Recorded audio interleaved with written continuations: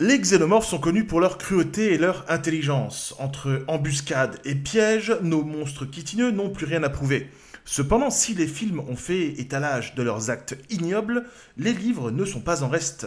Poudrière de Diane Carré. Dans ce livre, un équipage en charge d'amener une cargaison d'animaux sur une colonie se retrouve aux prises avec une demi-douzaine de xénomorphes. L'équipage se fait joyeusement décimer, mais quelques irréductibles échappent néanmoins aux créatures. Alors pour les capturer, les xénomorphes ont mis en place un piège, et un piège des plus astucieux et ignobles. Âme sensible s'abstenir, je suis très sérieux. L'extrait que je m'apprête à vous lire est très dégueulasse. Les deux aliens se tordaient, redressés, pressant tels des chats leurs griffes contre le corps mutilé de Dave. Le sourire perpétuel de celui-ci s'était figé en une grimace d'agonie. Ou plutôt non, ce n'était pas Dave, réalisa Halley. Ses yeux emplis de larmes et de sueur piquante. Non, ce n'était que la moitié de Dave. Sous le thorax, le bassin et les jambes de son homme d'équipage avaient disparu.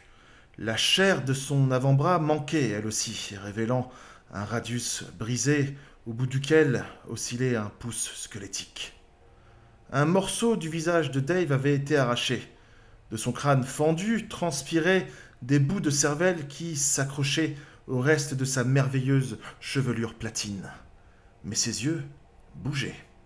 Emplis de terreur, et de sa poitrine, plus que de sa bouche, sortait un Ah Ah asthmatique. Dave s'écria Halley. L'envahisseur situé derrière Dave avait ses griffes plongées dans la cage thoracique de sa victime, tandis que sa gueule se refermait sur sa nuque, parvenant à propulser de l'air dans le corps de son jouet.